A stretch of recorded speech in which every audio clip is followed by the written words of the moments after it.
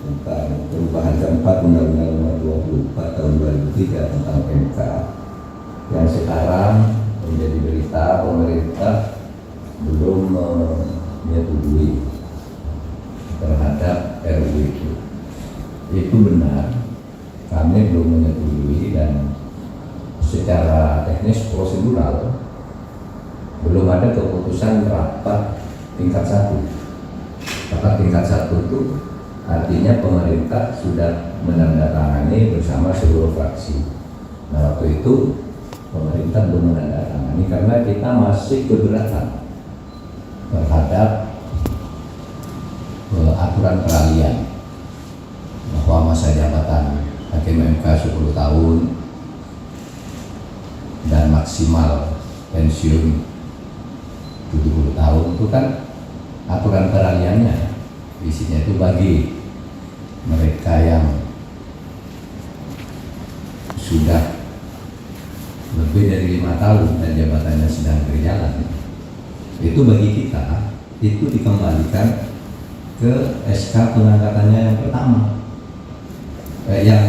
SK pengangkatannya yang berlaku sesuai dengan undang-undang, artinya dihabiskan dulu masa yang kedua itu. Pun bagi yang sudah lebih dari 10 tahun tetapi sekarang masih menjabat, ya kita usulkan agar sampai habis 5 tahun sesuai SK terakhir kapan gitu. Nah, kita usul bertahan di situ karena itu lebih adil berdasar hukum transisional. Di dalam hukum transisional itu isinya aturan peralihan itu kalau diberlakukan terhadap jabatan itu harus yang menguntungkan atau sekurang-kurangnya tidak merugikan subjek yang bersangkutan. Kalau kita ikuti yang diusulkan oleh DPR, itu berarti itu akan merugikan subjek yang sekarang sedang menjadi hakim. Itu sehingga kita pada waktu itu tidak menyetujui. Dan saudara, pada tanggal 4 September tahun 2023 di sela-sela KTT ASEAN, ketika kami ada di istana sedang menunggu tamu dari Timor Leste dan tamu-tamu dari negara lain yang akan melakukan pembicaraan bilateral, itu saya sudah melapor ke Presiden, Pak, masalah perubahan Undang-Undang MK yang lain-lain sudah selesai, tapi aturan peralihan tentang usia kami belum clear dan kami akan bertahan agar tidak merugikan hakim yang sudah ada. Nah, jabatan peralihannya apa maksud?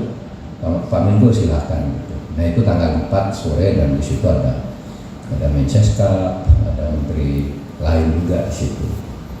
Jadi saya bertahan dengan usul pemerintah. Nah, oleh sebab itu kita minta sebelum dibawa ke pembahasan tingkat 2 itu supaya dibicarakan lagi dengan pemerintah. Dan saya hari ini saya sudah berkoordinasi dengan Menkumham, sudah mengirimkan surat ke DPR, tadi sudah diantar itu sudah diterima ya Mbak Vicky, sudah diterima oleh DPR kan suratnya bahwa kita minta agar itu tidak disahkan di sidang kedua dulu supaya diperhatikan usul pemerintah. Apalagi sekarang sudah ada putusan MK, ya, putusan MK bertanggal 29 November 2023 itu menyatakan dalam hal terjadi perubahan undang-undang tidak boleh merugikan subjek yang menjadi adresat dari substansi perubahan undang-undang tersebut. Sehingga saya dan Menkumham ini menyatakan itu belum selesai di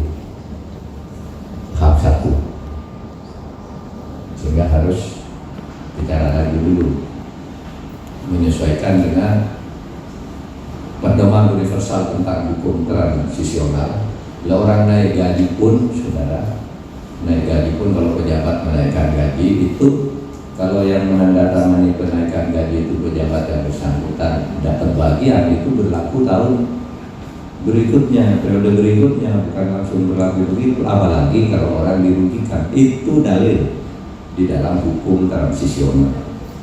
Sehingga sampai sekarang ya,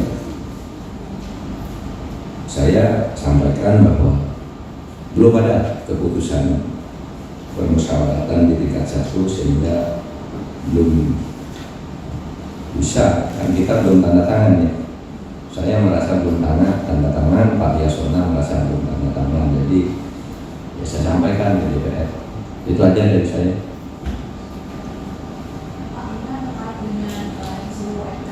Kan kita melihat bahwa sebetulnya kalau di pemerintah mungkin ada unsur kepentingan apa sih Pak? Kenapa UMK ini akan menjadi revisi UMK yang bolak-balik direvisi? Karena kan kemarin tahun 2020 sempat sudah direvisi, apalagi sebelumnya tuh kayak seperti pembentukan MKMK secara permanen aja belum diimplementasikan, kok sekarang 2023 sudah ada revisi UMK lagi dari pemerintah, melihatnya seperti apa?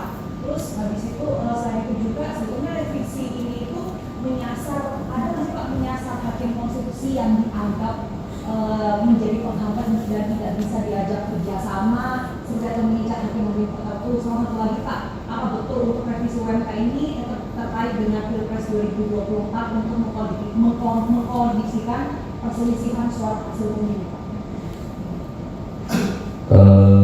Saya tidak tahu jawabannya. Ada unsur kegentingan apa? Tidak ada. Ini undang-undang biasa. Kalau perpu baru ada unsur kegentingan. Dalam hal ikhwal, kegentingan yang bangsa ini tidak ada apa-apa. Tetapi ini diusulkan oleh DPR. Jadi tidak bisa ditanyakan ke pemerintah. Lalu pemerintah ya hadir karena mengusulkan, mereka berarti bisa setuju ini, tidak setuju ini, begitu aja. Jadi sejak bulan Januari DPR sudah mengusulkan perubahan ini. Kita juga kaget karena itu tidak ada di prolegnas. Tapi setelah kita konsultasikan ya mungkin ya ada kebutuhan, kita layani. Tetapi dengan prinsip tidak boleh merugikan, apalagi menimbulkan hal-hal atau dugaan tentang terjadinya hal-hal yang tadi ditanyakan. Silakan, ada lagi? Cukup ya? Terima kasih.